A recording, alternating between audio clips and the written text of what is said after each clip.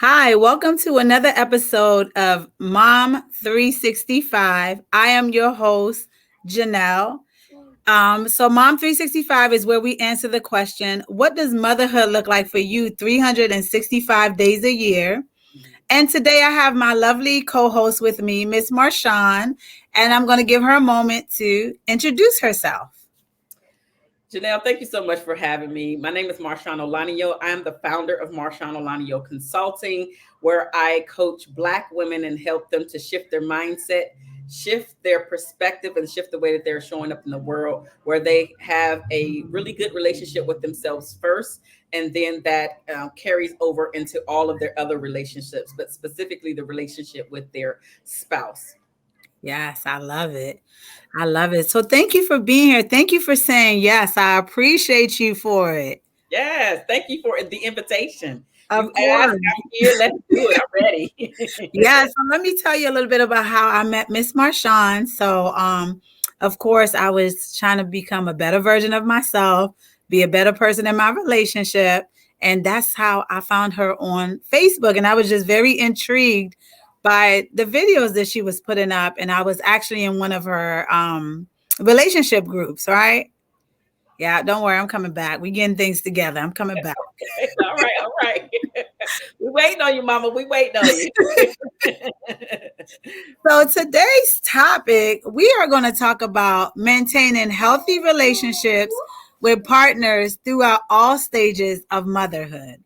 And I figured who best to have this conversation with than with Miss Marshaun. So before we get started, we got to answer that question of why we are here. Miss Marshaun, what does motherhood look like for you 365 days a year? Child, motherhood is crazy, but it's also beautiful. Yeah. So, motherhood for me specifically is really all about scheduling and planning my days, my weeks, as much as possible. So, I plan and schedule. When I say everything, if it's not on my planner, it's not going to happen. When I don't plan, I literally drop all types of balls. So, I try to make sure that I plan. Literally, our meeting today was planned Yes. unless it's something that I'm now innate that I consistently do, such as my workouts every Saturday and Sunday. So now I know I'm doing every Saturday and Sunday. It's not something I have to plan. I already know as soon as I wake up, I'm doing that. But as far as calls, play dates, school functions or after school stuff, all of that stuff is planned, including but not limited to my friendships. They're planned. That I have scheduled That part. meetings. Like everything is planned, everything is scheduled out. It's on my scheduler, or again, I already know it's just a part of my life because I've been doing it for a little while now. And if I don't do that, so 365 days a week, I know what I'm doing. Even the downtime, as well as like I'm not doing anything today. I put on my calendar, do not schedule anything. Nothing is scheduled because otherwise I'm going to fill it up with something. Right. Okay. So was motherhood the way motherhood is playing out for you, is it what you expected it to be? No, no. You know that cliche that they always talk about how there is no book or no handbook for motherhood. And it's really not. It really is. I'm trying to be better, right? So you just mentioned that you started working with me to for self improvement. Well, I also am always on the self improvement slash growth journey, and because of that, I am growing and learning how to be a better mom, even better than my mom was for me and to me, because I felt like there were some things that I was lacking. Nothing quote unquote major, but it's still Right. some things that I wish was instilled in me, such as like my self-esteem.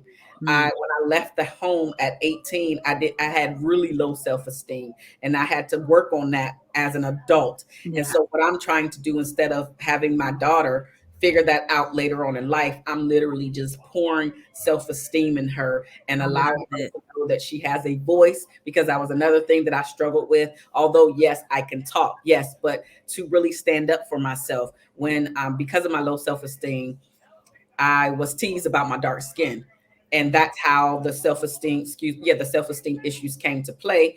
and it seemed like I couldn't escape this dark skin and being teased about it because The I got beautiful black skin.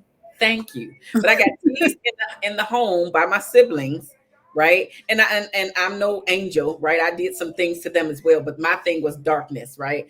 That I got teased about. But then as soon as I left home and I went to school, which started in middle school for me. So from middle school all out up until I graduated, it was dark, black, ugly, all of the things, all of the mean things that people can say. And so I could never escape it. So I had low self-esteem. And so again, just to wrap it up and finish answering the question is literally, I want to work on the things that I felt that I lacked from my parents that I'm giving to her, so she doesn't have to worry about at least these things. But also understanding that even though I'm trying to be better at this, I'm not going to get everything right. There's still going to be something that I am going to be doing wrong as a parent that maybe later on she'll be able to do again even better for her child or children. So each generation, I really believe that if we are intentional, we can make each generation better. I love it. That's because that's exactly what it's all about. We got to learn, we got to grow. Yeah. I like it. So let's get into these questions, right? Let's do it. So how does becoming a mother impact the romantic relationship, and what challenges does it bring to the forefront? I know I have experienced my own when I became a mama. So we lose control of our body to a certain extent, right? So specifically, my daughter is my first and only child, and before her, I was a certain weight, and I had some curves. Like my body was banging. Okay, can we be frank? My body was banging. I know that's right. Then when I had her, I got this gut that I never had. I got stretch marks that I never had, and so dealing with and loving the new body that I now carry around, and being able to just say, you know what, this is who I am today. But also understanding that some men, they hardly ever voice this out loud, but there have been surveys and research behind this. A lot of men feel left out once the child or children. And I have to say, whether it's the first baby or a new additional child that comes into play, a lot of men feel left out because that time, energy, and attention was given to them, and now the focus for the mom has most of the time it's completely shifted until we get back into the groove of things, especially with the newborn. Your attention is hardly on pleasing your spouse. It's really, I got to take care of this new life. Like literally, if I don't take care of this baby, if I don't show them love, if I don't feed them, then they will perish. And so it's just understanding that the roles will shift. And so men have to understand that, yes, the roles will shift, but if there is some help, right? If there's some help brought into the household, then some of that, not all, but some of it can be shifted back toward him. So just understanding that he may feel left out. Another thing is moms can feel like the only thing, like her only job is now to take care of and focus solely on their newborn, which again, that is true, but just realizing that that's not your only job. That's not your only focus. And then the final thing that I will say is that moms may even feel like they have gone into the background, or may even feel like, the word that keeps coming up is ghost, but that's not the best definition. But I understand that is because, and I even experienced this myself. You know, when your friends would call, they would call and ask about you and how you're doing, right? And then when the new baby or the newest addition comes in, now everything is about, well, how's the baby? Send me pictures of the baby, and I haven't heard from my baby. And it's like, I mean, I feel all of that. I'm still here. But at the same time, like, you forgot that you wouldn't have seen her or knew her without me. So can you just ask me how I'm doing as well? And then we can segue into how the baby is doing and videos and all that other stuff. But yeah, I felt like I was being lost in the background when my daughter was born. And I remember, and I'm gonna tell a short story, because I remember when I was meeting my lawyer for the first time to build my will and trust.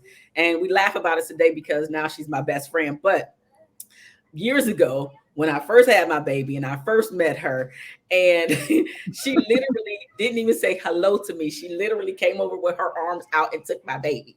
Now, it's all good, but at the same time, it goes into, am I invisible? Yeah. Like, you didn't even say hello to me. And like I said, we know that it's all a part of it, but just being aware of it. That's really all that I'm bringing to the forefront, is to be aware how you're showing up. Um, when you are saying hello and you see a newborn, the mom can feel left behind and in the background. So just being aware of it, not to say that you have to stop it completely, but can we just slow down and say, how are you? Right. How are you? And it's interesting you say that, because imagine if mom is feeling in the background and yet she carried this baby for 9 months. Imagine how dad feels, who had to bond with this baby through mom the entire 9 months. And now he's like completely not, he's in the picture, but he's not in the picture because, baby, baby, baby, baby, baby. That's Right. all you hear. That's all you see. So, yeah, it can really bring some challenges to the forefront. So, can you share some personal experience or insights into how you and your partner have navigated the challenges that parenthood can bring to the relationship? Wow. Okay, so let me see. Not necessarily you, maybe friends. Just don't be surprised that the other person is not focused on you. Literally give the other person some grace and mercy, and Yeah. just understanding that, hey, a new life has entered into our lives, and the way that our lives were set up previously, pre-baby or pre-new addition to the family, it's different now. And so we have to be willing to shift and change things around. So this new dynamic in our life, the new way of our lives together, and how it shifts, and just understanding that is life is really all about change, and Yeah. change comes in every facet of our lives. And so we just have to be willing to open up and embrace the newness, and even think about new routines in order to get back on track, if you will, or at Right. least for a period of time. And then also realizing that this is for a short period of time. This is not something that is across the board, that's going to be a part of your life for years and years and years and decades to come. It may be for the first couple years, but as the child grows, as the child starts to mature and becomes more independent, that focus can shift back over to where it was, which is the two of you. Yeah. Yeah. And then just being able to kind of adjust and figure out ways to incorporate each other in Yeah. caring for the child. And so then it's not like you're being left out of anything. Right. And I think it's also important for the partner to speak up as well and kind of say, hey, look, my needs are not being met. How can we compromise and work around some things? Yeah. So it takes a lot of communication on both parts. Yeah. Communication, can I just interject and say communication really is the key to everything? I know that that's a little cliche, but it really is. Whenever that, like you just mentioned, Janelle, that your needs are not being met, you have to be willing to speak up, but also be able to speak up in love and kindness. And why Yeah. I'm saying that is because a lot of times when we speak up, we are the volcano erupting. You don't want Yes. to allow yourself to get to that point where you are the volcano. You want to take some deep breaths and calm down, because you notice that a situation just happened and now you're feeling some type of way. So you don't want to say it at that time. But when you have the time to sit back and really reflect and evaluate how that made you feel, so when you go to your partner, you can articulate the things like, hey, I noticed when we were having that conversation and you mentioned X, Y, and Z. Well, I didn't like the way that made me feel. It made me feel sad, made me feel angry, made me feel frustrated. It actually may have triggered me, and I wanted to do something that I would have done back in the day. But because I'm trying to be grown and sexy and more mature, I'm trying not to come to you that way, but just understand that, I am human. I do still have feelings. It matters how we both show up. It matters how you show up with me. It matters how we show up in front of our children. And because I'm trying to be better, I want us to be better, collective, because we're a team. We're a team. So literally, communication really is the key to you getting to the next level, not only during your motherhood time, but also just in your relationship, in your life period. Communication is with every person that we come across, that we have a conversation with. Yeah. Yeah, I like that because you're so right. Oh, turn the volume down, baby. Lord. I'm sorry. But yeah, so Hey, we mom. It happens, right? like moms. Exactly. And then like you said too, because I know sometimes that volcano, because I've been there, I do that, and I'm working on trying to grow past all of that, but it's like also doing that work of trying to deal with the triggers. Because sometimes the way we plan it to come out in our mind, you start off with it with the right intentions. And then when the interaction begins, the triggers start to pop up. Yeah. Listen, it happens. It happens. But that's why when we are learning the tools, right? We're learning the tools, we're learning the strategies. The best time for you to see if you really did learn that thing is when you get into that sticky situation, when you have to actually pull that out of your relationship toolbox and say, I can't be popping off like that. Or you're about to, and then you catch yourself. That is growth. That's the growth right there. That is the growth when you catch yourself. Or you actually blew up like the volcano, as we just mentioned, and then you realize it much sooner than you did previously, which again, that's growth. It's not something that you wanted to do because you're trying to be better in that area, but just noticing how you caught yourself after the fact. Now you can go back and apologize and say, you know what I did was wrong, how I said it. I'm really still actively working on myself in this area, but it doesn't excuse the way that I show up. But please give me some grace. I'm going to keep saying that.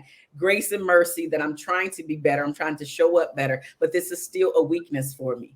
Yeah. I have not gotten over that as of yet. So actively putting all of that out there, it matters.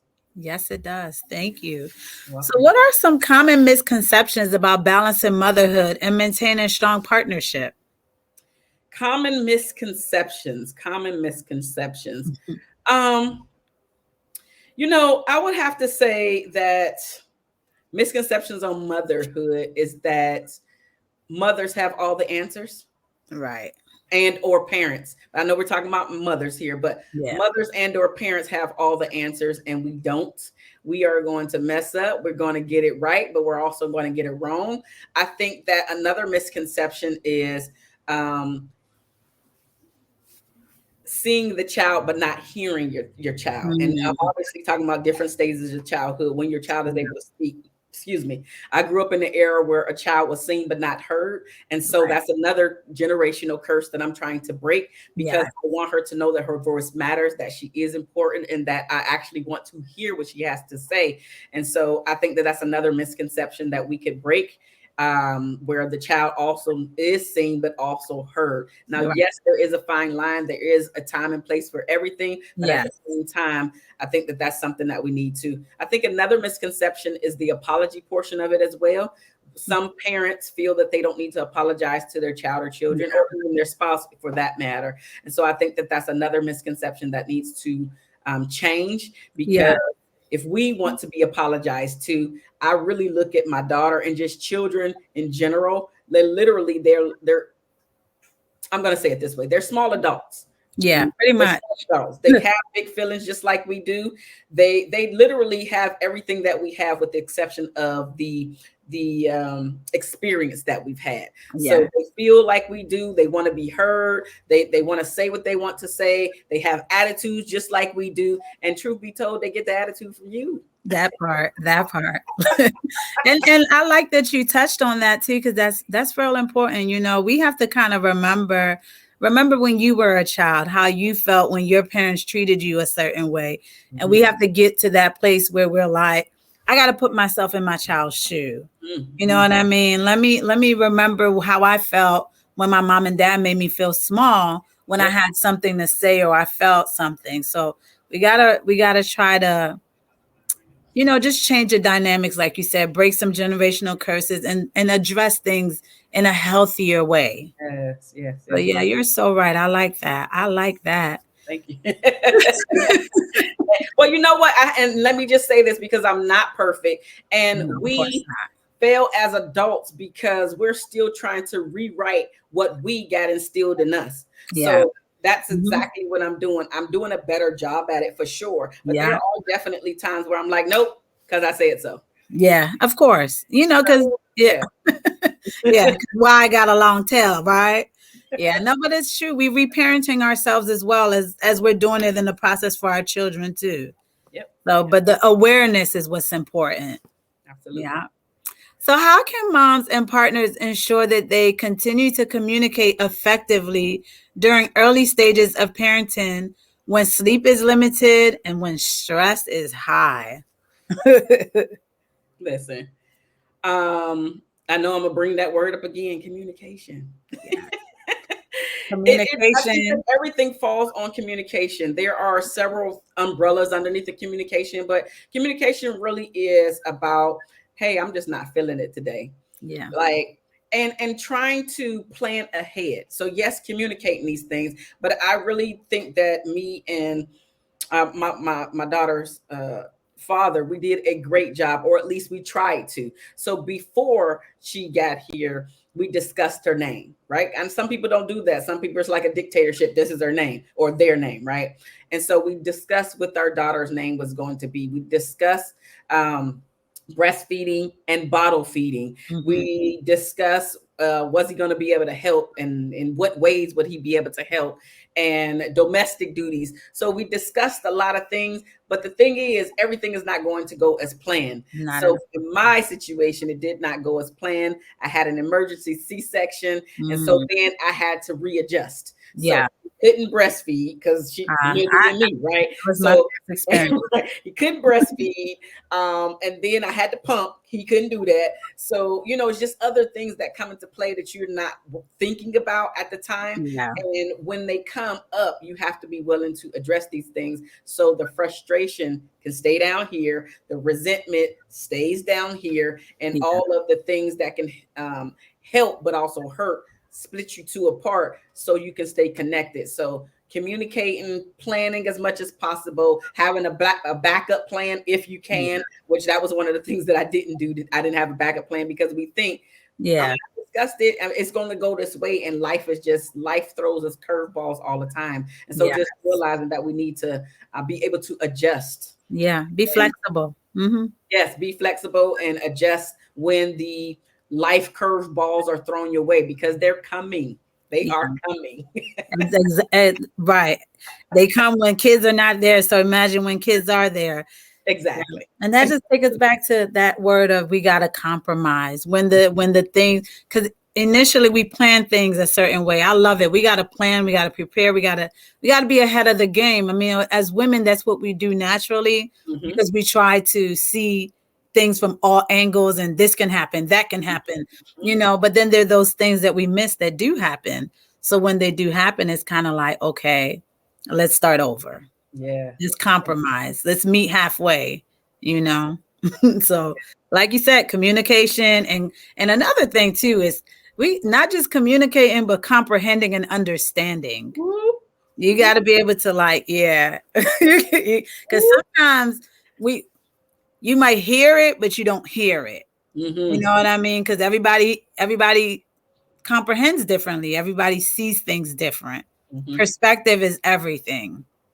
Yeah. So that's where the active listening comes in, right? So it's where the one party is speaking, and then the active listening part is when the other person can say back what they just heard. It doesn't have to be word for word. It could just be what your interpretation is.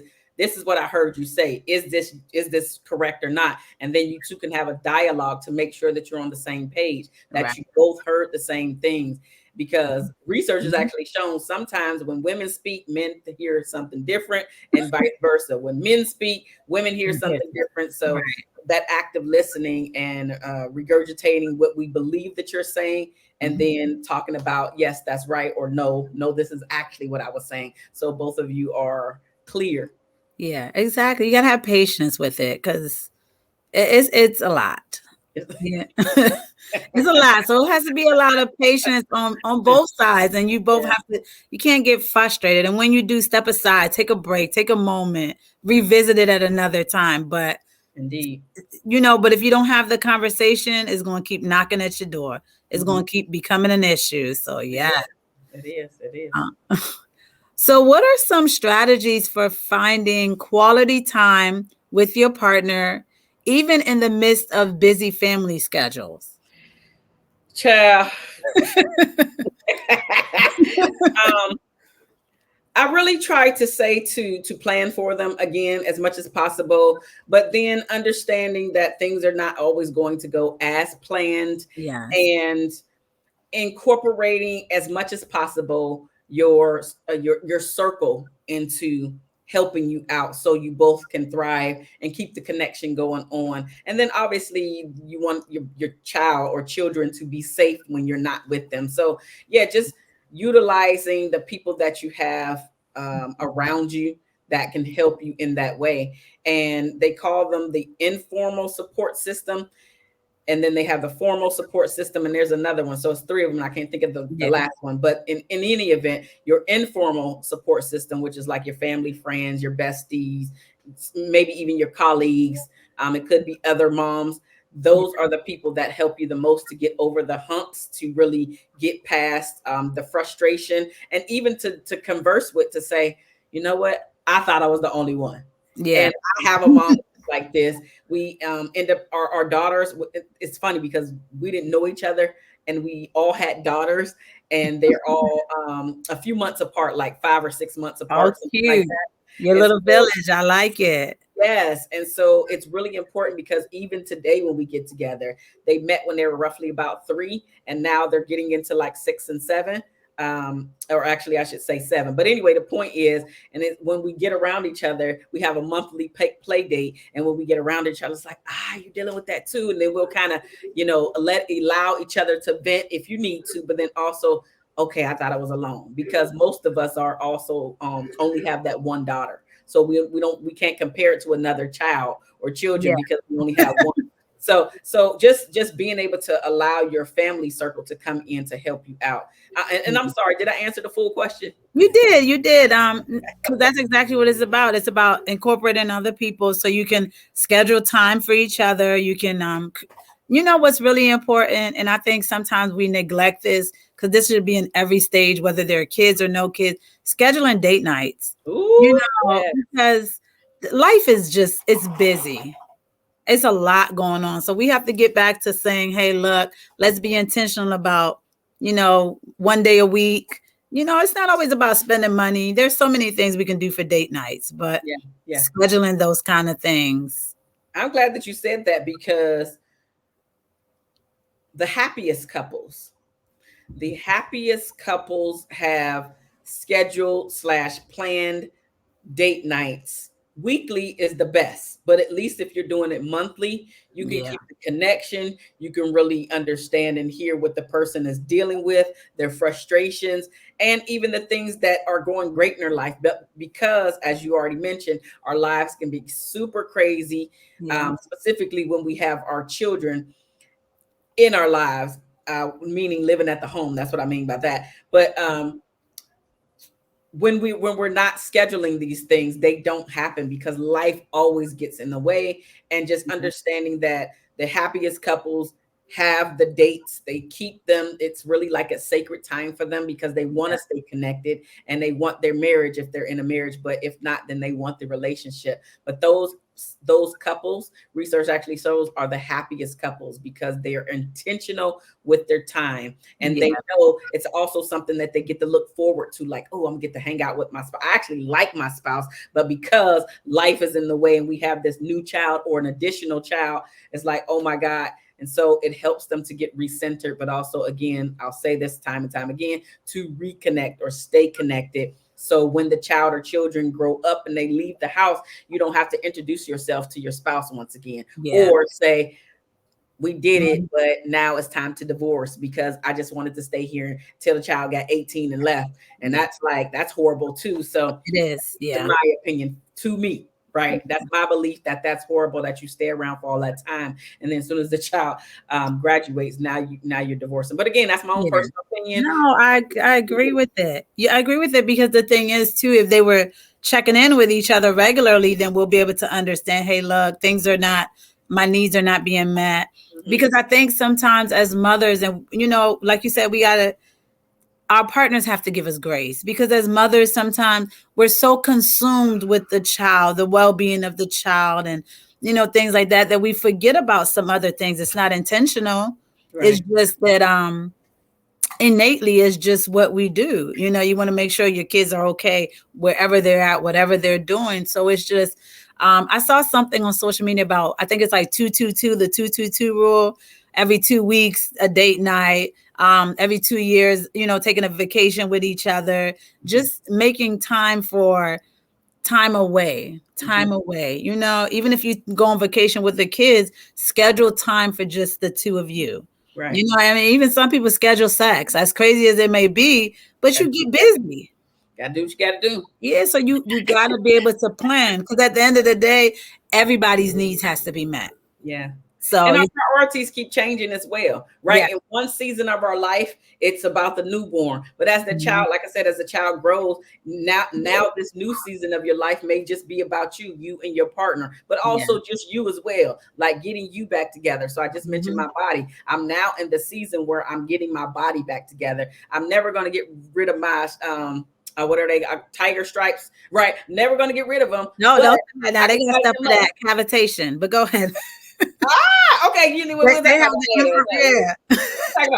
but you know what? I'm okay with them because I've accepted my body, right? I've accepted my body, but my point is, pre-baby body was different than mom body, and so I want my mom body to slide back to where she was. She can roll where she was somewhere, and I'm doing a better job at it, but just making sure that I have time, and for me, my consistency as far as strength training is only twice a week, but that's my consistency. That's what I can do. So we can do what we can do. And truth be told, it's been a year since I've been consistent, and the number on the scale has not changed, but my body, my shape has completely changed, and people are giving me more and more compliments. And yes, I want the compliments, but also it just makes me feel good to say, a year ago, you decided. I made a decision to say, I want to do something and make my body tighter, toneder, and look better so I can feel better. I'm breathing differently. The fat that was coming up under here is slimming back up. So I'm just like, you feel better. Yeah. Look, my thing is, when you look good, you feel good, you glow different. Yes. So commit to yourself. I like it. I love it. I love it, honey. I like that. So can you discuss the importance of self-care for moms, how it contributes to a healthier relationship with their partners? Listen, if you can't take care of yourself, there's no way that you'll be able to fully take care of anybody else. Right. This is an issue for a lot of moms, where we have a tendency to take care of everybody but ourselves. We put everybody on our list to care for, but ourselves. And most moms, and even just women, right? We don't put ourselves on our priority list. We are forever givers, we're forever nurturers, and we're always showing up for everybody else. And that's actually one of the things that I really help my clients focus on is you. Yes, you can give. Yes, you can nurture. And that is innate in us. But if you're not giving to yourself, if you're not taking time out for yourself to recharge and to get you recentered, then after a while, you're going to be snapping at everybody, your children, as well as your spouse. You're going to be snapping at your friends. You're going to be frustrated. You're going to be looking at your phone like, why is these people keep calling me? But it's because you are the yes person. And maybe you are a people pleaser. But in any event, the point is, if you don't take time for you, you will not be able to show up fully for other people. So that gentle, beautiful spirit that you used to have may be waning and disappearing because deep down inside you're frustrated, and maybe you're even passive aggressive, and you're speaking your voice and everything. And but it's because you're frustrated, and also it's because you're not able to set and enforce your boundaries. Right. Hate to say no. Your boundary of taking care of you is that important. Yes. I like it. I like the boundaries, that word. You know, something we are learning as we're getting older. Yeah. We gotta have boundaries, and it's to protect ourselves. Absolutely. You know. So yeah. But also, yes, protect yourself, but also to protect your sanity, right? To protect your mental health, and that might be at least very, very close. But it's really just I need to be able to see me, to hear me, to get quiet, and if you're a believer like I am, I can't hear the voice of God if I get all of these people in my ear and I'm always running around and doing.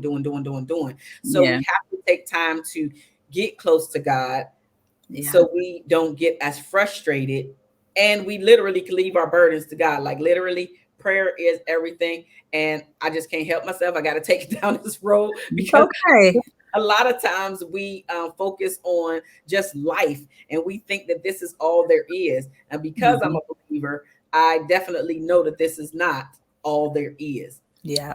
And so I have to slow down enough to give God the praises, give him the thanks, and then ask him the questions that are frustrating me so I can get the answers. And you only can hear his voice in your stillness. That's it. Yeah. I like that.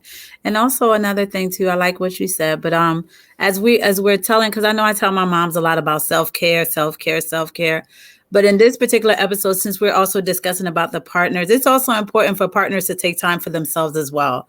Because the way they show up is also affected by when they're not pouring into themselves. You know what I mean? When they don't know how to reset and sit still for themselves as well. Because that's important. That's how you both going to, be able to come in and give the best of each other to each other. Yeah. Well, I think that men do a much better job at this than women. I think that we have a tendency to feel like we need permission to do X, Y, and Z, specifically as moms. And I literally went through this myself, where one day I had to wake up. And so what am I speaking about? I remember daughter's father. He would come home and he'd be like, all right, I'm about to go to the gym. And I'm like, wait a minute, I just got here. But I'm not mad at you. I've been home with this baby all day. When you going to take your turn? So, right. And so then I got to the point where Marshaun, he don't ask you to go to the gym. He say, I'm going to the gym. And so then I started to make sure that I was using the same language. Like, this is a non-negotiable for me without me having to say those words. I was like, hey, I'm going for a walk. Yeah. I'll be back. So it's your turn. Whatever the thing is, because I just don't like going to the actual gym. But the point is, I wanted some time for me so I can focus on just Marshaun. I don't want to be called mom all the time, right? I want to hear my actual name. Yeah. And the way our relationship, my child-mother relationship is set up, she can't call me by my first name. Right. So with that being said, I want to hear my name, not mom. I want to just be out in the world and feel like I am my own person. I'm building up my own individuality. Yes, I love being a mom, but at the same time, let me come back, because at the same time, I wanted to make sure that I was taking care of me. Men do so much better job than we do as women. We think that we always have to get permission to do things. And I get it, because she's newborn. Again, it's innate to protect your baby and everything. But at the same time, I knew that he wasn't going to do anything wrong to her. And so I wanted to make sure that I was starting to take care of me and not necessarily getting permission to do that specifically from him. It was just, I was getting permission from myself to speak up and say, hey, I need to do this. Yeah, it's your child too. It's your turn. So, and then for, dads that might be listening, because we also want to offer tips for you all on how you can support the women in your lives. It's also important for you to understand too, when maybe she's had enough, and for you to just say, hey, look, let me get the baby for a minute, step away. Go for a ride, go get your hair done, go, don't let it always be something that she has to come and ask you about, so I like that. That's important, because like you said, when men are ready, they don't ask your permission. Hey, I'm about to go do this, I'm about to go do that. So we also have to get to a space where we can read our partner and read things and realize, look, she's not usually like this, but she's getting real cranky. Maybe I need to give her a break. Maybe I need to take these kids for a while. Maybe me and her need to go on a date. Maybe she needs some time for her. So you have to be able to compromise. It shouldn't just be the woman all the time having to say, hey, look, I've been with the kids all day, because when she's doing that now, she's very frustrated. So when she's relaying that to you, it's not coming up in a good space, because a lot of times we don't speak up on it, because we're going to keep doing what we need to do, because that's the responsibility of the mother. Yeah. But at some point you have to be able to say, hey, look, my partner needs time. Let me step in too. Yeah. Yeah. And it's going to make the relationship better, because she understands, like, man, this man loves me. He's also prioritizing my own mental health. and my self-care. And he realized that these kids are a lot. They're a Yeah. lot. Yeah. They cute. They're a lot though. Past the cuteness, they a lot. They a I lot. am tired. I have a full life just like you do. Yes. But I will say that some men are doing better at this. So we know Yes. that the times are changing around this Yes. part specifically, but not enough are coming on board as fast. So just as Janelle mentioned, by the time she gets to you and say, "Hey, take the kids," or you walk in the door and literally she got the keys and she walking out, she is done. Yeah. Yeah. She's Yeah. done. So Period. um, Mhm. giving making sure that she has the time for you to come to her and say, "Hey, I noticed X, Y, and Z." Or you don't have to notice anything. It's just like, "Babe, I know that you've been with the kids for a long time, and today I want to take them off your hands. Yes. I just want to That's take a them love off your hands. language. You go do you. Today is your day to do you." And Yeah. it's funny, but not on Mother's Day, where I get to see the social media posts where a lot of the moms, specifically this past Mother's Day, You got was the kids. posting to take the kids and just leave me alone, like, because she wants her time. So Yeah. just go and plan for a day with you with the kids so she can just relax. Maybe she wants to do nothing but veg out. Maybe she don't want to hear nobody call her mom or babe or whatever pet name you have for her. She just want to do her, and it may just be for a full few hours. It may be for an extended period of time, but just understanding that we get exhausted. We Yeah. get exhausted. Not only are we, a lot of us, or the majority of us, are working outside the home. Now we're still coming home to do just about all of the child rearing and the domestic duties. We are Mhm. exhausted and Mhm. frustrated for sure. Yeah. So That's the picking up second some of shift. that slack is absolutely going to enhance the relationship and not hurt Yeah. Yes. Yeah. Say it louder for the people in the back. I like it. it. So, how can partners actively support each other during the challenges of parenting, especially when roles and responsibilities are shifting? Ooh. Um, they can support each other in understanding that what works in one relationship may not work for you. So Yeah. let's say that first. And then Mhm. also, this is my area of weakness. If you can articulate that, Yeah. these are my areas of strength, and understanding where both of you can help each other out, Yeah. right? So I Mhm. think that that's important, to not only just throw all of these things on the other person, if you know specifically, if you know it's an area of weakness for them.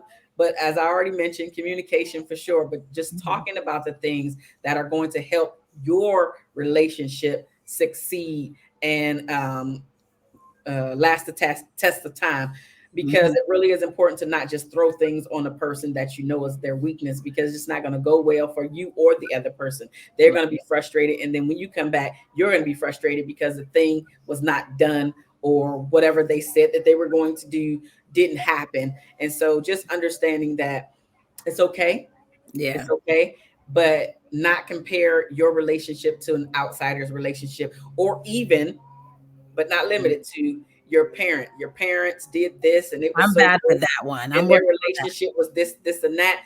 Well, you are not your parents. You two are two different people. Most of Yeah. the time, we're coming from two different backgrounds, specifically because life has shifted and changed. Most of us are not marrying the people in our communities anymore. We're marrying somebody completely different. Could be from a different state, or even a different country in these Yeah. days and ages. And so, just Religion. realizing, Yep. how do you want your relationship to be set up, so you're not comparing what other people are doing, or bringing that junk slash baggage into your own relationship. So having conversations about what you want your relationship to actually look like. Yeah, I like that. And I think this is something that we don't do. Well, some people might do it since now people are going to counseling and understanding, but something that we don't sit down and do as couples is actually create like goals for the relationship. Like, what are we really trying to do here together? Like, so it's important for the relationship to have a mission. What are we working towards? And Mhm. then just being able to sit down with each other and just to take the time. I'm losing my train of thought, but to be Okay. able to sit down with each other and take the time to just say, hey, look, it's we are on the same team. This is not a competition. Yes. I'm not better than you at this. Your strengths are your strengths, and we need that. My strengths are my strengths, and we need that. Our weakness. So we have to understand, our strengths and weaknesses as a couple, because then we're able to kind of help each other in that area. And we have to be open to that kind of help too, without it creating that, oh, I feel inferior or superior or whatever. It has to be an understanding of you're better at this, so you do this. We lead the relationship differently, and it's okay. Yep. Time and place for everything, and nobody should feel any kind of way in it. And we gotta fight against, because this one I struggle with, right? Because we're not supposed to fight at each other. We're supposed to fight at the problem. Yes. Sometimes we fight each other instead of saying, hey, look, this is the problem. This is what we're tackling. How do you feel about this? How do you feel about this? And then we come up with a solution, but we attack each other instead of the problem. Yep. You're right. Got to get better at that. You're right. Yeah. So how can partners, I think I said that one. What role does intimacy play in maintaining a strong partnership, and how can couples keep the spark alive?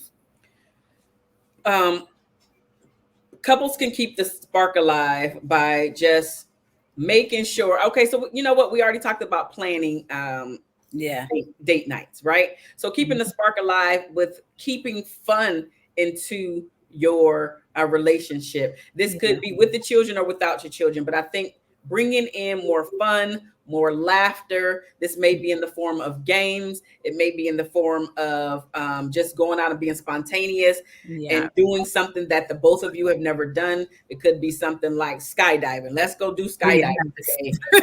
Or whatever. Listen, just whatever it is. That way you're not only just becoming and staying in the form of mom and dad, right? You're still connecting with each other. Yes, bringing in that friendship, bringing in that fun part, because a lot of us lose the fun part when we have our child or children. We stop doing some of the things that brought fun and laughter and just adventure into our lives. And so when we continue to bring the adventure into our lives, of course, I'm gonna keep saying plan, but also that planning is not everything. As much as I said it, planning is still not everything, because you still don't want it to be humdrum. And it's like, well, today's Tuesday night at 6:00. I guess I'm going on a date with that one.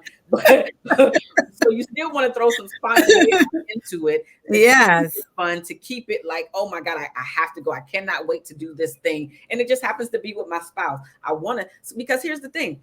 The people that you like to be around the most, what do? They bring the fun into your life. They make you feel good. You have a good time laughing all the time. It could be, could be something simple as going wine tasting, but whatever your thing is, to help along with the connection is what you should do. So yes, plan, but also being spontaneous and doing things that the two of you have never done together. So new experiences, new adventures. Yes. All of that could help the connection and keeping the spark alive. Right behind me is one of my books. It is a fill in the blank book. So just doing something different for your spouse. I know a lot of people purchase this book when there is like an anniversary. It could be Christmas. So like some type of gift, they purchase this book, but doing something different. So that's a shameless plug. It's called 50 Reasons. Okay. It's okay, because I'm going to give you time to end to tell them about you. But it's 50 Reasons I Fell in Love with You, because you're writing this to your spouse. And so it's a fill in the blank book. And at the end of your 50 reasons, you literally have written your spouse a playbook, a book of why you fell in love with him or why you fell in love with her. So it's just such a simple idea, but a beautiful thing. So I specifically brought up my book is because it is not something that everybody will do or has even thought to do. So that's the spontaneity. That's the creativity. That is bringing in the fun, because that's something that would also be unexpected. It's like, you wrote a book. You wrote a book just for me. So, and I've gotten a lot of testimonials on here, and reviews is what they're called on Amazon. But in any event, just saying how the person who purchased the book, they came to write to say that my spouse, they loved it. I can see them light up when they read this book, or I caught my spouse going back and flipping through the book. So just something to spark the creativity, to bring the fun, to bring the laughter, so you two stay connected, so that spark never dies. And a lot of times people say that the spark dies is because you're both boring now.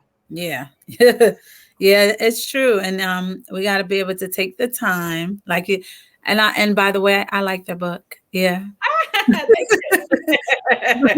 We have to be able to still take the time to appreciate each other. And I think sometimes we get lost in life and we forget to let the other person know how special they are to us. You know, we focus on everything that they do wrong, and we forget to tell them what they are doing right. True. You know what I mean? And I'm guilty of it, but we want to focus on the good so we can get more of the good. Yes. Yeah. So I like that. I like that. And then another way of keeping the spark is just being transparent, you know, because intimacy is a lot of transparency, talking about the things that you can't talk about or you feel ashamed of, but being able to create that safe space for it. Yeah. Learning how to do that together. And you said something about being spontaneous and having fun. I think a lot of times what we as women tend to do, we reserve those experiences for our friends, you know, and we forget our partners. And sometimes we have to be able to say, hey, look, I want to experience this with my man too. You know what I mean? Because, you know, you and your girlfriends, y'all always want to get into stuff. Y'all always want to do something fun. Because like you say, when you're around them, those people, it's a lot of laughing. It's a lot of playing because you leave all the responsibilities aside. And you can just kind of let your hair down. But you got to be able to create that space with your partner too. Yeah. You know? Yeah, but we get so caught up in the responsibilities of life that when you're with them, it's like, look, we got to pay this bill. We got to pay that bill. This got to be taken care of. Da, da, da, da. But then it's like, okay, sometimes you got to take that hat off and you got to put on that. Well, this is my friend. This is my best friend. I want to spend time with him so we can have some fun doing some fun things that we used to do. Not just for the girlfriends, because that's what we do. Right. And they don't just reserve it for their male friends. You got to be able to still have fun together. Yeah, absolutely. I like it. Absolutely. Listen, can I add something to that? Please. Because I want to just add specifically, we talked about date nights earlier. And I brought up the couples that are the happiest. Well, one of the reasons why they're happier is because they're not discussing their lives at home. And so we're talking, your episodes are specifically about mom life, right? So when you go out on your dates, reserve the talks about the household and the children, reserve that for a different time. Your date time is to connect with the two of you. So the things, because life keep getting in the way, and maybe you wanted to share something that happened, but you couldn't because life got in the way again, or maybe your child or children took over your time when you two were there as a family. And so date night is for you to really, like, you know what, I wanted to share what happened with myself, or I spilled something on me. It could be something simple. It could be something major, but the point is where you're connecting. Hey, I was thinking about starting a book club with some of my people. I was thinking about reaching back out to such and such colleague because I've been reading up on this topic and I want to. So whatever those life goals and dreams and aspirations, so the person can be a part of your world, this is what you should be sharing, as well as the fun times and the laughter, as you mentioned, Janelle, and just making sure that you're not reserving just that time for your girlfriend, but you are, I want to be happy with you. I want to laugh with you. Like, I want to build my life with you. I love my friends, but at the same time, they can't bring the same thing to the relationship that you and I are trying to build. Yeah, exactly. I like it. I like it. Are there any resources or books you want to recommend for moms and partners looking to strengthen their relationship while raising their children? Yeah, so there is a I thought I sat it over here, but I didn't. It is it's an actual book. So it is. So let me say it to you like this. It is podcast. There's so many podcasts out there. So there may be a podcast that you are listening to or that you like or love, and you can pass that thing along, that podcast specifically, along to your spouse, right? I don't have any podcast that I can say, go listen to this one. because I listen to a lot of stuff on YouTube, and Yeah, it's just on YouTube. So me I'll too. say definitely YouTube is a resource for sure. Another thing is speaking to, as I just mentioned, the other moms groups. So if you have a mom group, and that mom group I met through mutual friend, but there is a website called meetup.com, and I'm sure it's everywhere. Meetup.com. I actually met a separate group of friends on that one. So that's another resource, meetup.com, where I literally typed in she was born in 2016. So I put Moms of San Diego 2016, where all of our babies were newborns. So we're in 2023, right? So maybe you can type in moms, whatever city you're in, 2023. That way all of your children or at least one child will be about the same age, and they can watch and grow each other and become friends that way. So that's another thing. And then like the books is, oh my God, it's on the tip of my tongue, and I'm so mad I didn't set it over here, but it is. All right, because I could drop it in once we post this video, I'll make sure you send me the information on it and I'll put it on the, yeah. Yeah, it's on the tip of my tongue, but I know I'm gonna mess up the title, so I'm just not even gonna say it. But that particular book is how to actually talk to your child, so your child will listen right to you, and that way you're not doing all the yelling and screaming and all of the stuff that we have a tendency to do when we want them to get the thing done, and just realizing that a lot of times they don't hear you. And this is one of the things that the book taught me, is that when your child is focused on the TV and you've called their name several times, they literally cannot hear you. Yeah. So we think, didn't you hear me? Didn't you hear me? Literally, they didn't hear you at all. And so that's one of the things that the book has taught me, amongst a couple other things. But it's really listening to your child so they can hear you, and vice versa. That way you're not doing all of that. So it's just being a better parent. Yeah. Being a better parent. And then as far as couples, there is two. The first one is his needs, her needs. I like that. I'm gonna have to give me one. Yeah. And I can't think of the author right now, but his needs, her needs. And then the other one is saving your marriage before it starts.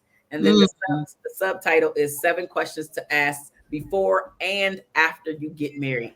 And that one I think is even better than the 5 love languages, even though 5 love languages have done what it done as far as marketing, and it's been sold all over.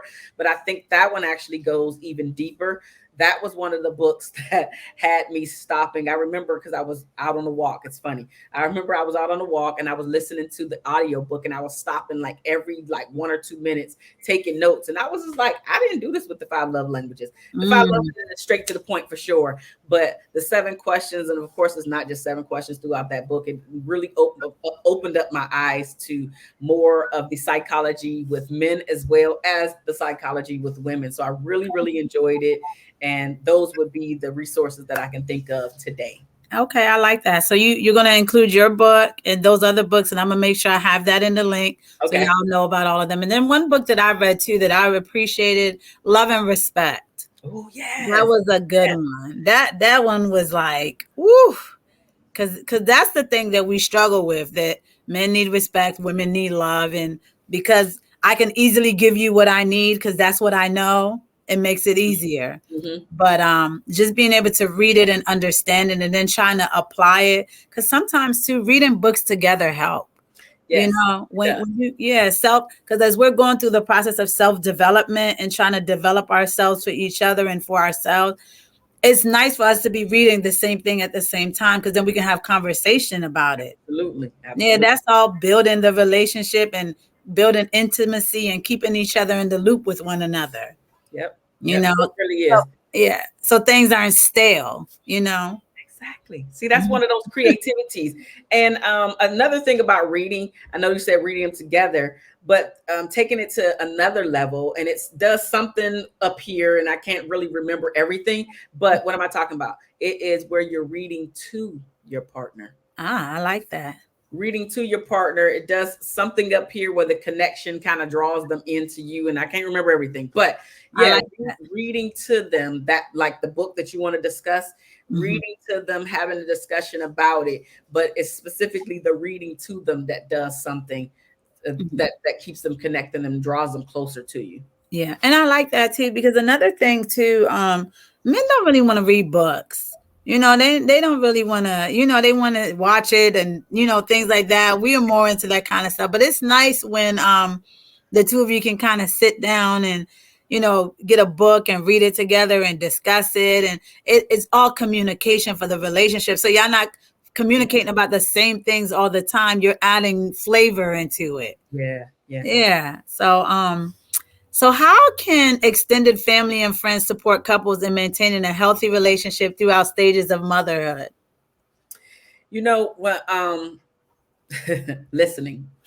Listening to the couple, and specifically to the mom. Moms usually have more of the anxiety or anxious feelings because, you know, they literally birthed the baby, right? And we can understand that the in-laws or even our own parents have actually been there and done that, and specifically the moms who's given birth to them, right?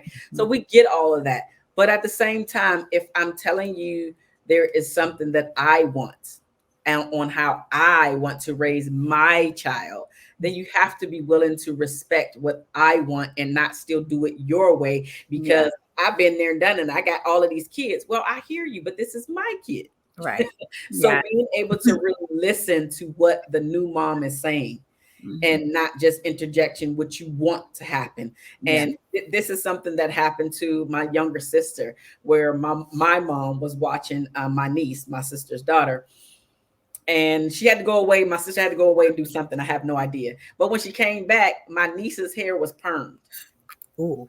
Right. And I'm like, okay. So that was their thing, and they went through a thing, and they had to have a conversation about it. And so it's funny, but not. So I ended up sending my daughter down. Now that happened long ago because my niece is in her 20s now. But my baby is 6. And so she went to my parents' house for the summer, and that was the thing I told her. I said, do not put perm in her hair. Yeah. Like, that's not what I want to do. We have natural hair, and now we know how to take care of our natural hair a lot better than we did 20, 30, 50 years ago. So I hear my mom, right? Because she knows, and she was also a beautician. So that beautician in her came out. But at the same time, you have to listen to what your child is saying about her child. So listening is a big thing. And then I'll say listening, right? But then also not taking it personal. Yeah. Don't take it personal. Like, just hear me. You have an opinion. That's cool. I also have an opinion. and I want my thoughts and my opinions to be followed, not yours. I want you to I want to be the person that takes the lead on this one, and you be the help. You be the background help, not trying to overbear and take over because you think that you know better than me because you've been there and done that, and now your child is in 30s and 40s. I hear you. Yeah. I do, but I want you to hear me too.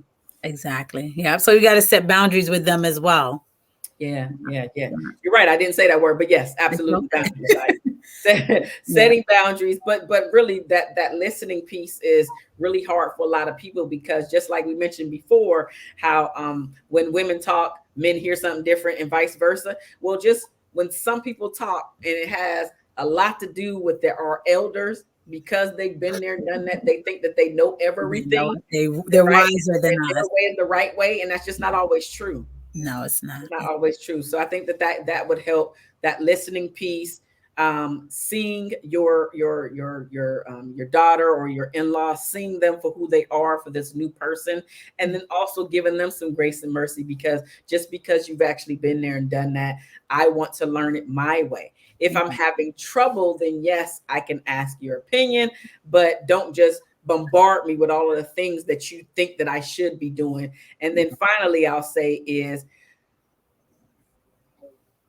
not telling me all of the things that I'm doing wrong to make me feel even worse than what I feel because maybe the baby is not latching on where I'm trying to breastfeed, right? And so maybe I'm even technically doing it wrong, but you don't have to make me feel bad in that moment. You can try to direct me, sure, great, to try to do it a little bit better or whatever the case may be, but just understanding that I am new to this, but I also don't want you to feel like you got to come in there and do it for me. Like, come on. I experienced that with my grandma. Yeah, like what you say? What you say? Yeah, I said I experienced that with my grandma. I'm like, okay, like sis, this is my boob. Leave me, let me figure it out.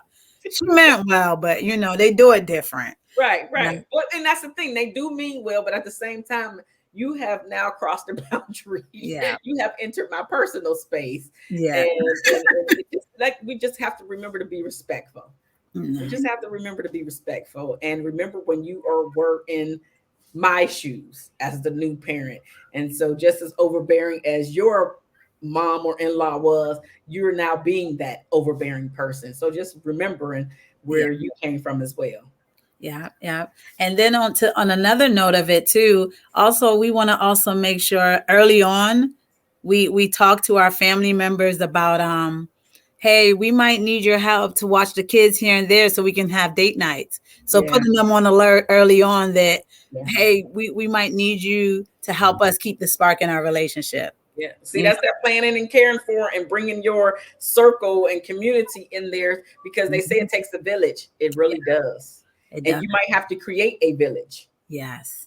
You might have to create a village. And I'm actually creating one currently. So, I like it because I'm working on mine too. And yeah. and the last question, something that we really didn't, we forgot to mention is so when the relationship might be struggling or things like that, and books and things, is getting therapists, getting people like yourself to come sit down and try to work on the relationship, not being so quick to want to walk away, but trying to find other ways to kind of work through things. Yeah. So yeah, we missed that one. Just therapy, counseling, coaching, whatever it might be that you might need for your relationship, being Well, open to all of that.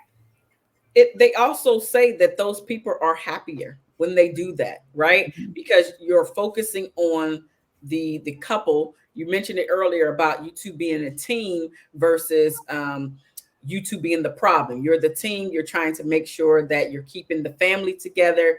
Yeah. And sometimes it doesn't work out. We understand all of that. You may Mhm. have chosen each other for the wrong reason, but and if you two can communicate and find ways to make the relationship better and keep it healthy, and that way you're saying I choose you, you and both of you are saying I choose you, basically your life is more satisfying. You're happier because of the choice. And then guess what? Mhm. Literally your children are happier. And that is a research thing where when they see the parents are happy, they see what they're doing, right? There might never be a conversation, but the Right. kids are happier. They do better in school. It's a lot of Mhm. benefits to you two maintaining a healthy relationship and your partnership. So we have satisfaction, we have happiness, the mental and physical problems like the ailments Yeah. are decreased when the couple is happier. So it's a lot of benefits to making sure that you are maintaining a healthy relationship, not only for yourself, your mental and physical, but it also, like I said, breaking those generational curses. It helps with your child or children for them to see, okay. And again, it's never a conversation that happens outright. It's just what they learn. Like mom and dad were happy. Mom and dad didn't really argue, but they discussed things, right? And so now they're taking on these things and it becomes innate for them. Where Yeah. it may work for us today, it's innate in them. Yeah. Yeah. So intentionality in the relationship. Absolutely. Yeah, I like it. So, can you share success stories or examples of couples who have managed to thrive in their relationship while parenting? Yeah, let's see. So, as I already mentioned, well, I didn't specifically say it this way, but I have my own success story where, again, it's just communicating with my daughter's father about my needs, the things that I wanted and didn't want, and just saying, "Hey, you know what?" The small example that I brought up earlier about exercising. It's like, Marshaun, you got to start taking care of yourself. You know that you had your daughter later in your life, Yeah. right? All this gray hair is not dye. This me. They look good on you. So I had my baby when I was 39 and now I'm 46. So and she's 6. She'll actually be 7 soon. But the point is me just making sure that I'm taking care of me and relaying that over to him. And I remember when I made the decision to go out of town. This was one of the things that was really huge for me because I think she was maybe like 4 months, but I Mhm. had already had a trip planned, a girlfriend's trip where we were Yeah. going to a spa up in Northern California and then going to wine country. But all of that is to say, it was having a conversation to let him know, hey, I am going to do this. Again, that permission that I didn't ask for. It was just like, these are the dates that I'm going to be gone. You're going to be here with your newborn daughter. And of course, you can call me and all that other stuff. Like, he'll have access. But just understanding that when we communicate these things, we're both happier. So when the date came, it wasn't a surprise. I didn't feel like I was abandoning him or my daughter. I Right. felt like, hey, the date is here. It's now time for me to take care of me once again. And Yeah. so just being able to do that is something that is going to not only make you feel good about yourself and make you feel empowered, it is going to help with the connection between the two of you, the intimacy between the two of you, because now you feel like, okay, I can actually go out of town. My daughter didn't die.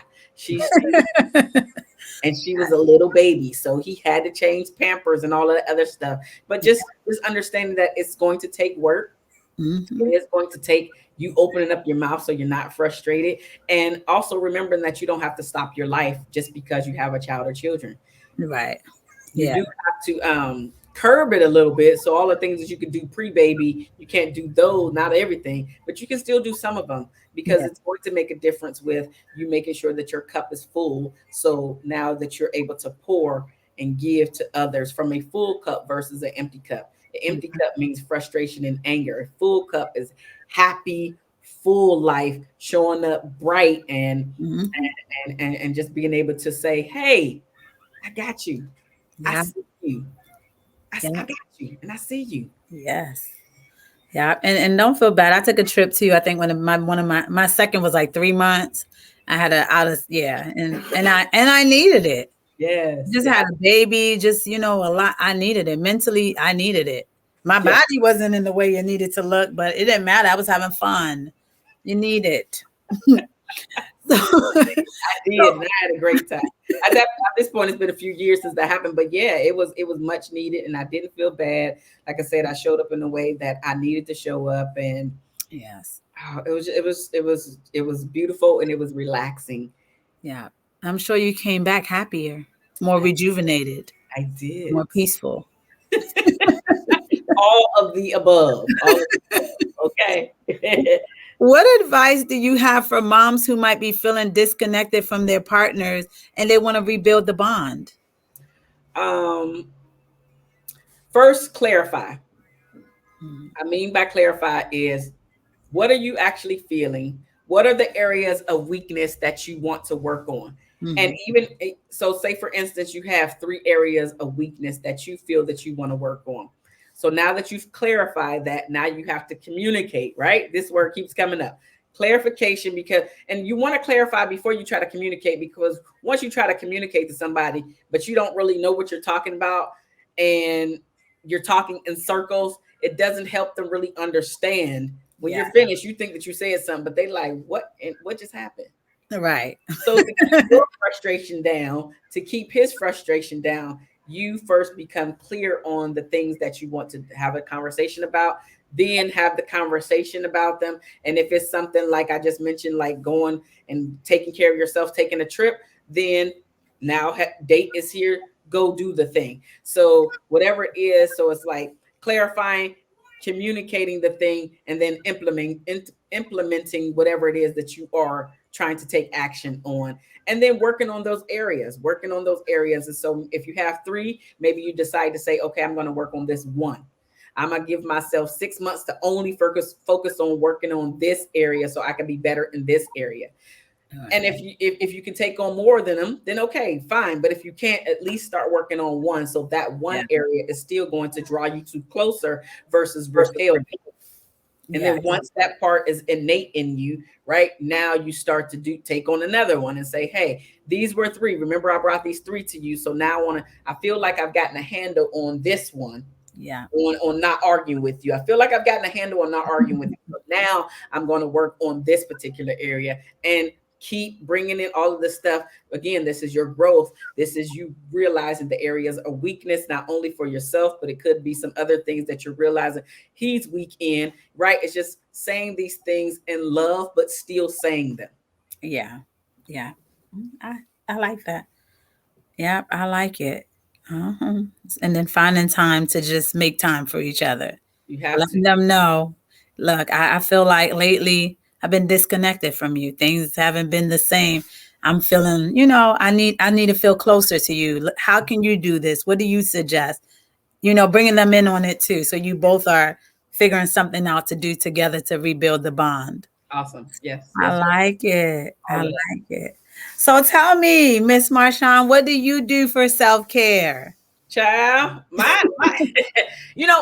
is pretty simple. So I have a list of things, but they're still pretty simple. So I really love bubble baths. That was like my Mm, sacred time pre-baby. I And I'm really starting to get back into it where I can take a bath by myself without her little tail having to be in the tub with me. She still likes to do it, but she don't have to do it. Like I can set a timer and I can have me some time and then we some time. So mm, but so taking my bubble baths, like I said, making sure that I'm doing my strength training, and then other days of the week I just take walks. I love reading. yeah. I love like wine tasting. So if I have just a bottle of wine, mine very simple. I don't need like a lavish going out and traveling. Although I have started to travel again. I like Okay. live theater and concerts. So anything that helps me to recharge, including but not limited to, I'm getting deeper into my prayer life, and I'm doing a little bit better at meditating. I'm not the best at all I'm because still I'm working like on that. everybody else where my mind just goes here and there.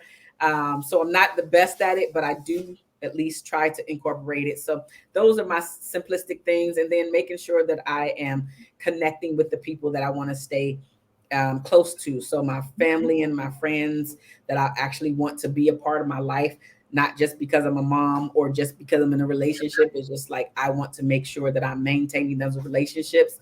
So I'm out laughing and having fun, and just now getting back into, now she's getting a little bit older where I can allow her to spend the night at somebody's house so I can go and do. So yeah, it's just getting even more better. It's getting even better for me. It's getting even better for me where it's more relaxed, where I'm not like 100%. I have to make sure, like me, not the village, me. I have to make sure. So I'm getting more into where the village is coming in to help me with my self-care and my mental health and just keeping me sane. I like it. I like it. So, are there any tips, encouragement, or support that you can offer through the motherhood journey from your own experience, or shared with you through your own through other people that helps you through your journey and that's helping you through the journey? Um, just understanding to be present. Yeah, it's Just okay. understanding to be present. Okay, excuse me. Yes, yes. No, please. It's all right. We Right. mommy and we on Listen, duty still. did we have this conversation before? Anywho, Yeah, um, so literally just being present and showing up and trying to understand what the mom is going through, and then understanding that the other person, or I should say the mom, is not always going to get it right. yeah, But just realizing that having that sisterhood is so very important for you not to feel crazy, like you are doing everything wrong. So yeah, having those trusted people in your circle, like somebody that you're able to talk to and even vent to hash things out, to say, hey, I did this, like to run things by, because we're not always going to get it right as moms, and that's yeah. okay, right? Literally, we talked about it not being a handbook. If there is not a handbook, and Mhm. so just being able to have some grace and mercy for yourself, but also being vulnerable enough to open up to your circle to say, hey, I did a thing. I don't know how I should feel about this. Can I run this by you? Yeah. And then having a conversation with them. And if it's something that you need to apologize for, then go back and apologize for. But Mhm. just really just opening up to what you're actually doing and why you're doing it, and not feeling bad about why you chose to do that thing, and accepting who you are and accepting why you did the thing, right? And again, apologizing if you must. And Yeah, I feel like I answered the question. Yeah. Well, Sometimes I know I go down a rabbit hole, so forgive me. So I'm like trying to make sure that I answered the questions. you're all right. You're all right. So now this is your moment to shine. Tell them how they can connect with you and, get your services. Because look, we all trying to be better to be in love. Yes, So we yes. need people like you to get it right.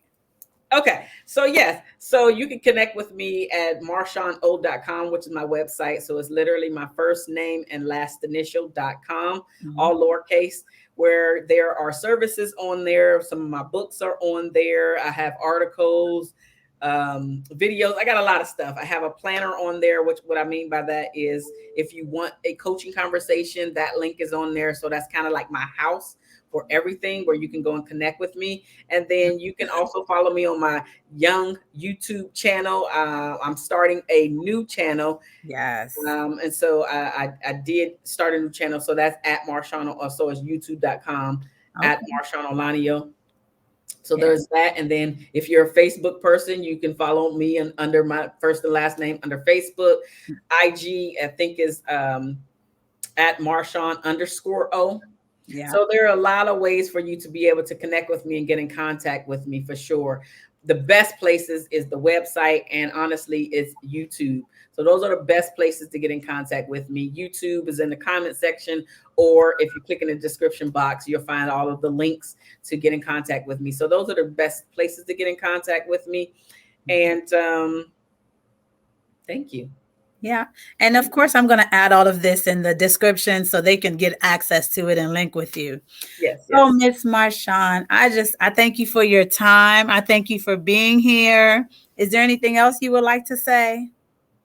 Listen, give yourself some grace and mercy as a new mom or a mom that's adding another child to your family, because if you're not taking care of yourself, if you're not giving yourself grace and mercy, then you are going to mess up more than if you just give yourself some grace and mercy and back off.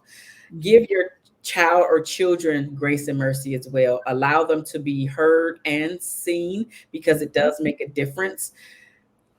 Pour into your child or children. Give them the motherly advice that you wish somebody would have given you. I like it. I like that. Because we really can help to build up their self-esteem, build up their confidence. So when they get out into the world, Mm-hmm. right? When they get out into the world, they will remember who they are and whose they are, Yeah. right?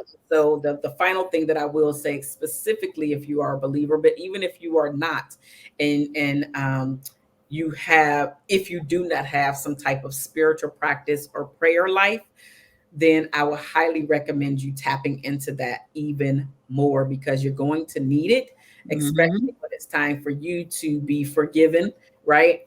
Um, the good book says that how can God forgive you if you have not forgiven others? So not Mm-hmm. only do we have to forgive ourselves, we have to forgive other people in order for you to grow in your life. So there's going to be a lot of moments that you need to forgive yourself, a lot of moments that you need to forgive others, your Yeah. child or children, your spouse or husband. It's going to be a lot of people. Yeah. Forgive Mhm. them, but also forgive yourself. And Janelle, thank you so much for having me. Of course. Thank you for coming. Of Thank course. you so much. I truly appreciate you. I appreciate your time, the conversation. So I always like to end with quotes before I give my, final thoughts. So, being in love is a great feeling, but love isn't enough in a relationship. You have to have understanding, communication, comprehension, and compromise are very important aspects. Mhm. When we love, we always strive to become better than we are. When we strive to become better than we are, everything around us becomes better too. So I say all that to say, moms, one thing we always end with saying is stop pouring from an empty cup. We Mm. need you to take time to refill your cup. Give yourself the things you need: love, caring, understanding, be compassionate, be graceful with yourself. Give yourself grace. Before you can give all those things to somebody else, you got to give it to yourself first. Forgiveness, like she said, you got to be able to forgive yourself. You have to pour into you. You cannot be everything for everyone if you're nothing for yourself. So what we always say here at Self-Indulgent, put yourself first and self-indulge. And I thank you so very much, Ms. Marshaun. This was an amazing conversation, and I'm sure many can benefit from it. So I thank you again for gracing me with your presence. Thank you for having me. Of course.